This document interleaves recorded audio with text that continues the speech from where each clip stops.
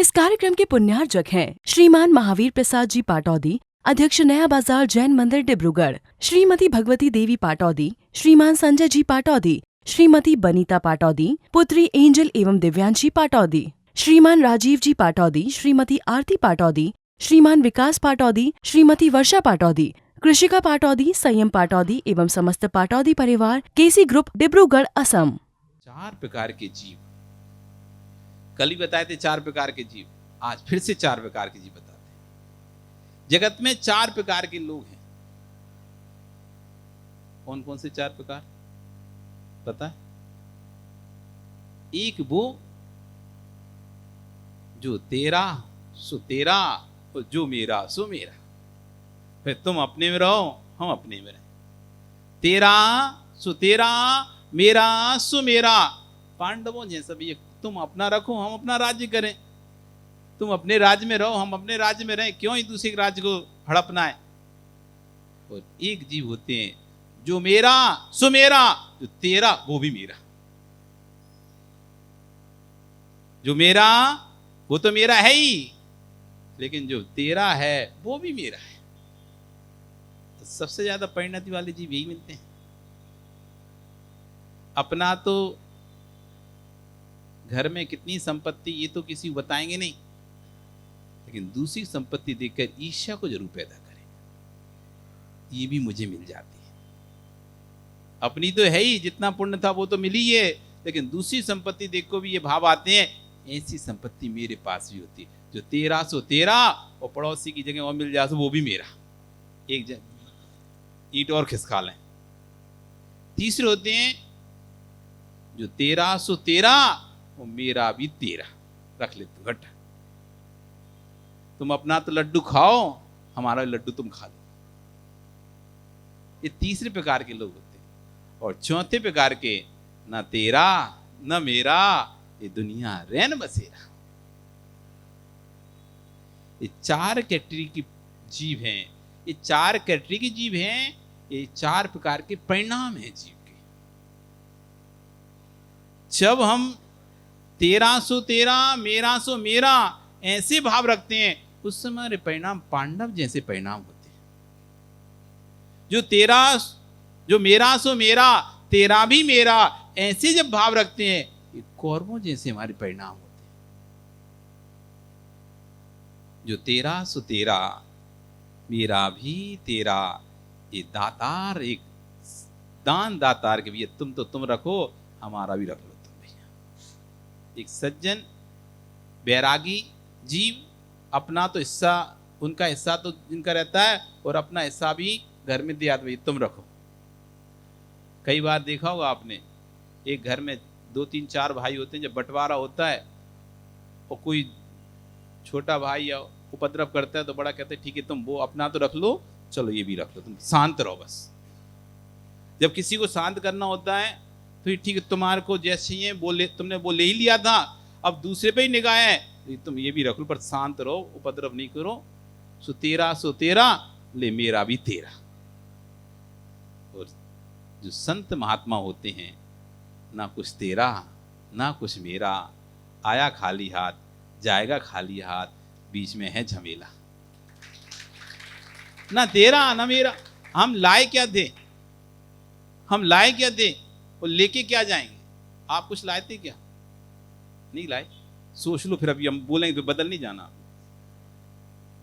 आप कुछ लाए थे कि नहीं लाए? नहीं लाए। ओह संतोष, तुम लाए थे कुछ? पक्का? सोच लो, फिर बोलना नहीं कि बोलना महाराज जी घड़ी तो लाए थे हम, या कड़ा लाए थे, कपड़ा लाए थे। पक्का कुछ भी नहीं लाए? और कोई है जो कुछ लाया हो? अच्छा, लेके क्या जाओ? पक्का? एक आध मकान तो ले जाओगे ना? तो दुकान, कोई सी दुकान भी नहीं लेके जाओ? पक्का नहीं लेके जाओ? फिर किसके लिए तुम कर रहे हो? तो जिसके लिए कर रहे वो लेके जाएगा ना, तो फिर किसके लिए? तो फिर किसके लिए? तुम लेके जाओगे नहीं, जिसके लिए कर रहे वो भी लेके नहीं जाएगा।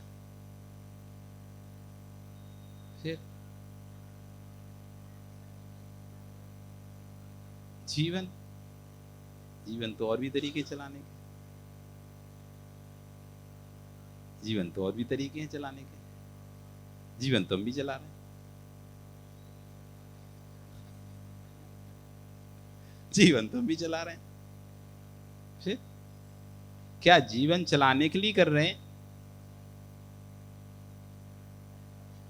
तुम जीवन चला रहे नहीं कर रहे थे, तो अपनी इच्छाओं की पूर्ति के लिए कर रहे हो।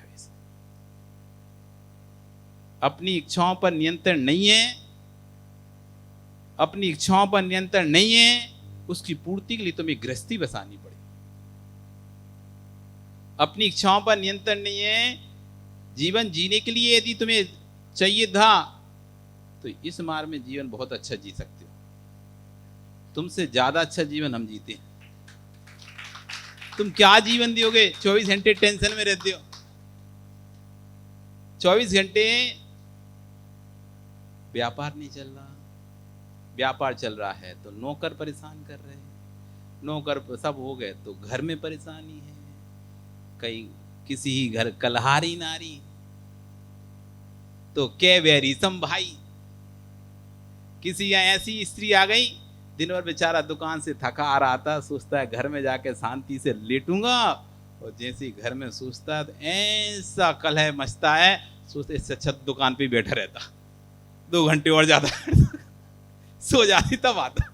आते नहीं, बहुत से घर में है बेचारे इतनी देर उनको दुकान चलती नहीं, तुमको लगता है 9 बजे तक दुकान बैठ रहते हैं, 10 बजे तक दुकान पे खोल के बैठ रहते हैं।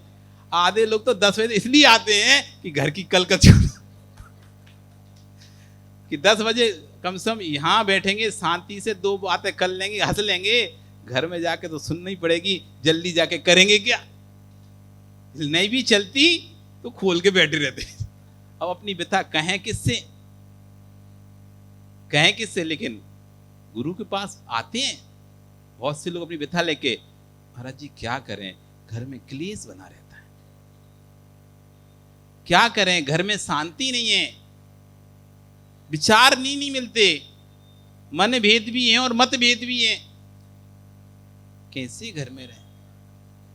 एक इच्छा की पूर्ति के लिए ब्याह कर लिया, शादी कर ली, अब पूरे जीवन भर की सिर दर्द हो गया। एक इच्छा की पूर्ति, शांति नहीं है। किसी घर कलहारी नारी, कलहारी पुरुष, और आप इतने अच्छे घर में रहती थी मायके में, शादी होकर आ गई, अब बेचारा जिसकी आई उसकी आदत इतनी खोटी थी, बिना गाली दिए बात नहीं करता। आपको रोज सुबह शाम होती है, सुबह होती है तो गाली से होती है, और रात खत्म होती है तो गाली से खत्म। ऐसा परमेश्वर फंस गया जो पी के आ जाता है, आ गया, चिल्ला चोट, मारा पीटी, इधर उधर। अब बताओ, कहां तुम ऐसे कुल में थी जहां पर किसी ने शराब क्या सिगरेट भी ना पी होगी, गुटखा भी नहीं खाया होगा, और अब किसी ऐसे कुल में आ गई जहां पर 24 घंटा मुंह में गुटखा भरा है। वो एक थूकता है दूसरा भर लेता है, दूसरा सूखता है तीसरा भर लेता है, पास में बैठो तो बास आए। किसी को सिगरेट की आदत है, किसी को गुटखे की आदत है, किसी को कोई व्यसन है। अब आप बस अपनी एक वासना पर नियंत्रण कर लेते, इच्छाओं पर नियंत्रण कर लेते, तो आपको ऐसे किसी की सेवा नहीं करनी। आप लोग यदि एक काम वाली बाई भी रखोगे ना, तो भी इतना काम नहीं करेगी जितने माताएं काम करती हैं। पता नहीं तुम लोगों को कितना काम घर में आपके इनके द्वारा किया जाता है, तब भी एक पैसा नहीं लेती। आप जो दे दो, ठीक बात, अलग विषय हो तो परिवार का, लेकिन कोई सैलरी के नाम से आप कुछ देते हो इनको कि आपकी 25,000 रुपये महीना की सैलरी, आप घर में इतना काम करते हो, एक महीने में आपको उनको मिलता है क्या? नहीं। ठीक है, वो तो परिवार में आप लेते रहते हो, चलते रहते हो, तब भी चुपचाप काम कर रहे हैं। किसके लिए करना पड़ रहा है काम? एक नियंत्रण नहीं हो पाया इच्छाओं पे, उन इच्छाओं की पूर्ति के लिए गृहस्थी बसानी पड़ी। माता ये पुरुष भी कितने अच्छे नौकर मिले तुम्हें, बेचारे दिन भर कमाते हैं और शाम को तुम्हारे हाथ में लाके सौंप देते हैं, लो देवी पकड़ो। बिल्कुल भी नहीं सोचते। वैसे 1 रुपया किसी को देने में 100 बार सोचना पड़ता है, लेकिन पूरा दिन भर कमा के लाए और पूरी पुटलिया तुमको सौंप देते हैं, लो। कितने अच्छे, जो चाहिए वो कह दिया, ये चाहिए हमें तो, अब तुमने तो ले दिया ऑर्डर, ये लाना है। तो बेचारे से पूछो एक एक पैसा कैसे कमाता है, कितनी दुकानदारों से गचपच करनी पड़ती है, कितनी ग्राहकों से कचपच करनी पड़ती है, तब जाके वो पैसा कमा पाता है। और तुमने कहा ये चीज खत्म हो गई, ये चीज ले आओ, ये टूट गई, ये ऐसी हो गई, वैसी हो गया, और ले आओ, दूसरा ले आओ, खराब हो गई तो क्या हो गया, दूसरा ले आओ। अब ये दोनों एक दूसरे को की सेवा में क्यों लगे हैं? दोनों को अपनी इच्छाओं पर नियंत्रण नहीं, दोनों अपनी इच्छाओं पर नियंत्रण कर लेते, ना तुम उनकी सेवा करते ना वो तुम्हारी सेवा। रहस्य को समझना पड़ेगा। दुख है कहां? किसी ही घर कलहारी नारी के बैरी सम भाई, किसी को ऐसे भाई मिल जाते हैं, दुश्मन एक बार फिर भी सोच ले, एक बार दया कर दे। और इस विश्वास रखो, बाहर का व्यक्ति कभी आपका कट्टर शत्रु हो ही नहीं सकता, बाहर का व्यक्ति कभी घातक शत्रु हो ही नहीं सकता। अंदर का व्यक्ति जब शत्रु बनता है ना, वो सबसे घातक होता है। राम रावण को मार ही नहीं सकते थे, राम रावण को इतना पावरफुल था रावण, 4000 विद्याओं का स्वामी था रावण, छोटा मोटा व्यक्ति नहीं था कोई। उस काल में उसके समान विद्याएं किसी के पास भी नहीं थी। रावण बहुत जीव था, लेकिन बाहर का व्यक्ति तो बाहर की इंफॉर्मेशन नहीं ला पाएगा, लेकिन जब अंदर का व्यक्ति उनके खेमे में आके मिल गया तो अंदर की इंफॉर्मेशन तो वही दिया। आज विभीषण भले मोक्ष चले गए, विभीषण मोक्ष जा चुके हैं, राम हनु सुग्रीव सूरी गर्भवाकिनी जो आता ना, विभीषण कुंभकर्ण विभीषण सब, ये सब चले गए दीक्षा लेके। लेकिन आज भी जब भी घर का भेदी की बात जब भी आती है तो विभीषण का नाम आता है। भले उसने अच्छा किया होगा, भाई राम के साथ मिल गया, अच्छा किया, लेकिन नीति फिर भी कह रही है कि यदि राम के साथ विभीषण नहीं होते, राम की ताकत नहीं थी लंका को जीत सके। जब जब राम पर विपत्ति आती थी, विभीषण मंत्रणा करता था, आप इस तरह विपत्ति को इससे दूर करो। जब वैदिक रामायण के हिसाब से जब लक्ष्मण को शक्ति लग गई और उपाय नहीं है जीवित रहने का, तब विभीषण सलाह देता है आप राजवेद को लेकर आओ। राजवेद इतनी बड़ी लंका में कहां मिलेगा? तब हनुमान को बताता है राजवेद यहां पर है। उस राजवेद को और सुरक्षित निगरानी में रख दिया गया था, क्योंकि उनको भी आशंका थी कि हो सकता है राजवेद का अपहरण कर लिया जाए, तो राजवेद को सुरक्षा में रखा गया था। तब विभीषण ने सारी सुरक्षा की बात हनुमान को बता दी और हनुमान लेके आ गए। वेद पहले तो मना करता है, मैं अपने शत्रु को जीवित नहीं कर सकता, मैं राजा से द्रोह नहीं कर सकता। तब विभीषण नीति समझाते हैं, वैद्य के पास ना तो शत्रु होता ना मित्र होता, वैद्य तो समान सबको देखता है। डॉक्टर के पास चाहे शत्रु इलाज कराने आता तब भी उसका इलाज करता है, किसी एक्सीडेंट हो जाए, अब चाहे शत्रु का एक्सीडेंट हो तब भी वो उसकी इलाज करेगा नहीं करेगा। तो वैद्य के लिए कोई शत्रु कोई मित्र नहीं होता है, वैद्य के लिए सब समान होते हैं। शत्रु को भी यदि उसके पास इलाज करना आने आता है तो उसका भी इलाज करता है, मित्र आता है उसका भी इलाज करता है।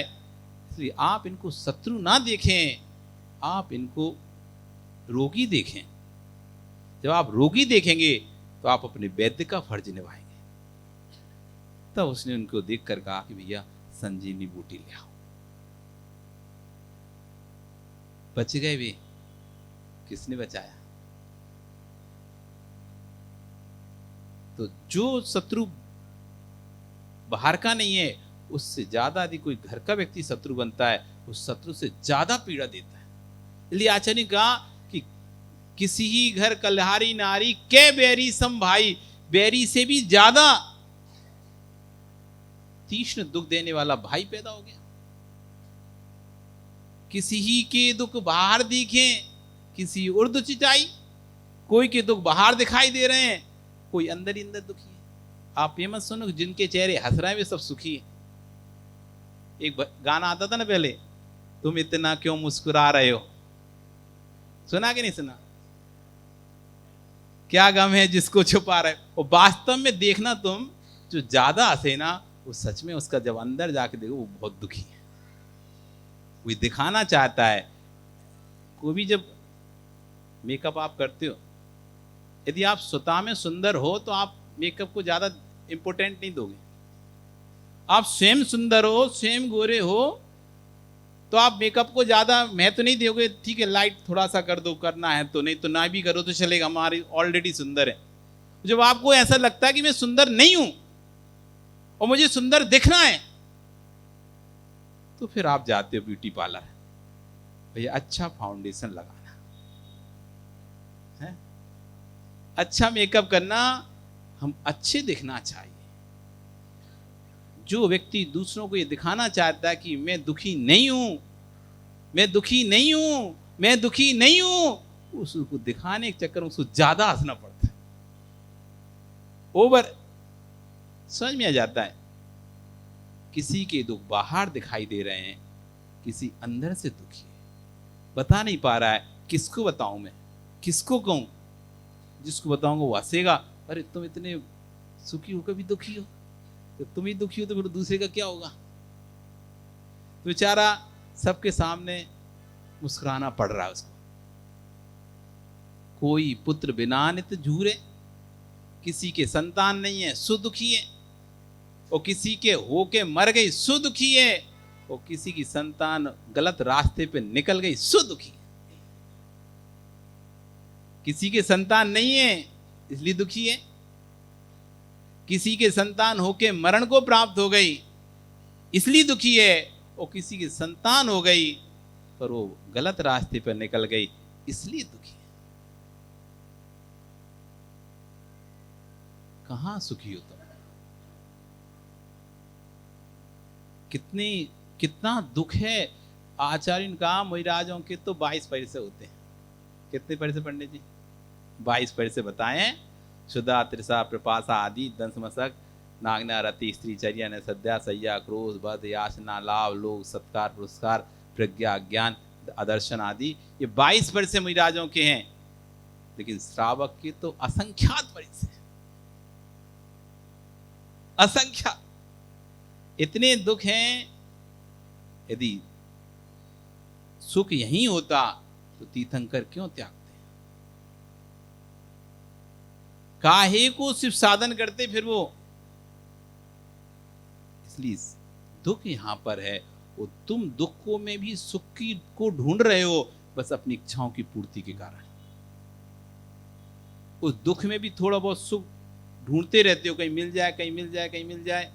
यहाँ एक आध फोटो होगा तो देखना, उसमें एक संसार दर्शन का एक फोटो बनता है। इस कार्यक्रम के पुण्यार्जक थे श्रीमान महावीर प्रसाद जी पाटौदी, अध्यक्ष नया बाजार जैन मंदिर डिब्रूगढ़, श्रीमती भगवती देवी पाटौदी, श्रीमान संजय जी पाटौदी, श्रीमती बनीता पाटौदी, पुत्री एंजल एवं दिव्यांशी पाटौदी, श्रीमान राजीव जी पाटौदी, श्रीमती आरती पाटौदी, श्रीमान विकास पाटौदी, श्रीमती वर्षा पाटौदी, कृषिका पाटौदी, संयम पाटौदी एवं समस्त पाटौदी परिवार, केसी ग्रुप डिब्रूगढ़ असम।